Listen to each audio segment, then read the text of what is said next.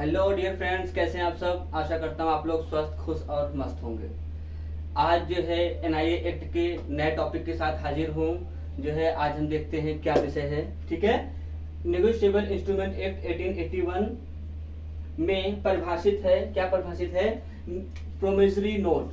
Promissory note को जो है नेगोशिएबल इंस्ट्रूमेंट एक्ट की धारा 4 सेक्शन 4 में बताया गया है कि नेगोशिएबल इंस्ट्रूमेंट क्या होते हैं। अब देखते हैं मैंने क्या किया है। पहले इसका मैं हल्का सा ब्रीफ बता देता हूं। सबसे पहले जो है मैंने सेक्शन 4 को जो है 5 सब पॉइंट्स में तोड़ दिया, ब्रेक कर दिया। ठीक है, अब ब्रेक करने के बाद किस पॉइंट में क्या क्या चीजें हैं इसको मैं एक एक करके एक्सप्लेन करूंगा। ठीक है, उसके बाद में इसको एक एग्जाम्पल के माध्यम से हम समझेंगे। ठीक है, स्टार्ट करते हैं। सेक्शन 4 ऑफ एनआईए एक्ट 1881 जो कि डिफाइन करता है प्रोमिसरी नोट के बारे में या प्रोमिसरी नोट के बारे में बताता है। सबसे पहली बात, सेक्शन 4 किसके बारे में बात करता है, प्रोमिसरी नोट के। ठीक है, याद रखना। पहले कंटेंट के पॉइंट नंबर 1 में क्या बताया गया है, a promissory note is an instrument in writing. एक प्रोमिसरी नोट जो होता है एक ऐसा दस्तावेज होता है या ऐसा जो है इंस्ट्रूमेंट है जो लिखित में बनाया जाता है। ठीक, जिसमें क्या क्या इंक्लूड नहीं है। इसके अंदर बैंक नोट और करेंसी नोट सम्मिलित नहीं है। प्रोमिसरी नोट के अंतर्गत बैंक नोट और करेंसी नोट नहीं आते हैं, याद रखना। ठीक है, आगे बढ़ते हैं। पॉइंट नंबर 2, अगर हम, ठीक है, कंटेनिंग एन अनकंडीशनल अंडरटेकिंग। ठीक है, इसमें क्या है कि इसमें जो शर्तें होती हैं या फिर कोई शर्त या नहीं लगाई जा सकती। इसमें मतलब फ्री होना चाहिए। ऐसा नहीं कि किसी कंडीशन के ऊपर बेस्ड अगर कोई प्रोमिसरी नोट बनाया जा रहा है तो प्रोमिसरी नोट नहीं माना जाएगा। इसलिए इसमें कहा गया है कि अनकंडीशनल, बिना शर्त रहित होना चाहिए, मतलब कि जो बिना शर्त के हो, ऐसा होना चाहिए। तीसरा पॉइंट क्या है, साइन बाय मेकर, जिसने इसे बनाया है उसके द्वारा वह हस्ताक्षरित किया जाना आवश्यक है। तीसरे पॉइंट में क्या है, साइन बाय मेकर।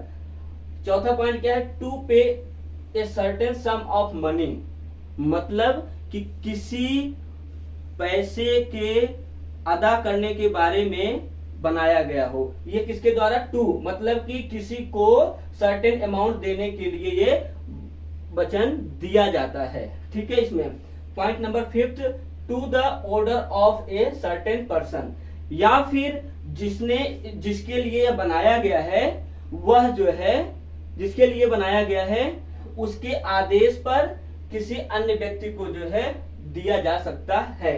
ठीक है, जैसे अब एग्जांपल हम लिख लेते हैं इसका। ए है और बी है, दो पर्सन है। ए क्या है, सेलर है। ए क्या है, विक्रेता है।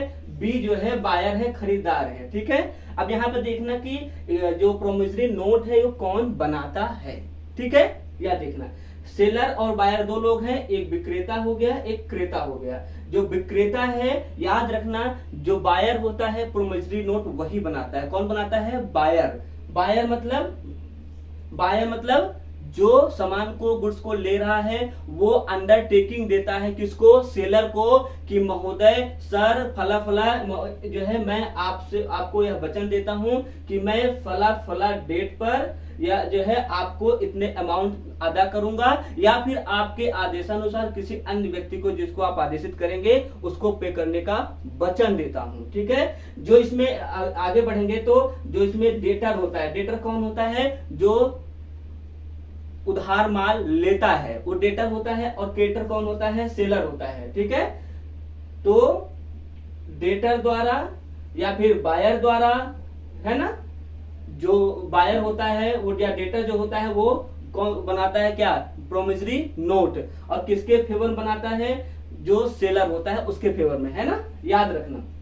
अब एक चीज और आप लोग ध्यान से सुनिए, इसमें दे रखा है कि कुछ नोट बना रखा है। देखिए इसमें कितनी पार्टीज होती हैं, पार्टी 2 होती है। ठीक है, एक होता है सेलर या बायर या प्रोमिसरी या प्रोमिसरर। ठीक है, प्रोमिसरी और प्रोमिसरर। आगे देखते हैं, promissory note made by debtor for creditor, जो कि हमने पहले देख लिया कि प्रोमिसरी नोट कौन बनाता है, डेटर बनाता है, किसके फेवर में बनाता है, क्रेडिटर के। ठीक है, आगे बढ़ते हैं।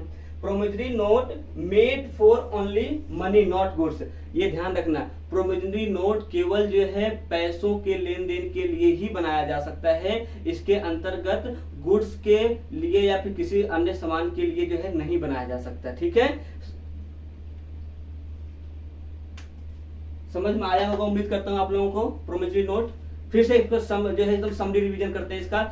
एनआईए एक्ट के सेक्शन 4 में क्या बताया गया है, प्रोमिसरी नोट। प्रोमिसरी नोट किस लिए बनाया जाता है, किसी एक व्यक्ति द्वारा जब वह व्यक्ति उधार माल किसी से खरीदता है तो उस उधार माल की जो धनराशि है उसको चुकता करने के लिए उस विक्रेता को क्या देता है, वचन देता है, लिखित में वचन देता है, और उसको जो है लिखित में परफॉर्मा होता है, बनाता है, लिखता है कि मैं फला फला आदमी आपको इतने समय में इतने रुपए देने का वचन देता हूं, और उसको लिखकर साइन करके किसको देता है, उसको देता है जिसके द्वारा जो है वो माल ले रहा है। ठीक है, उम्मीद करता हूं आप लोगों को समझ में आया होगा। Thank you so much. अच्छा लगे अगर हमारा वीडियो तो आप लोग लाइक सब्सक्राइब जरूर करना, अगर कुछ कमी हो तो प्लीज जो है सजेस्ट करना। धन्यवाद।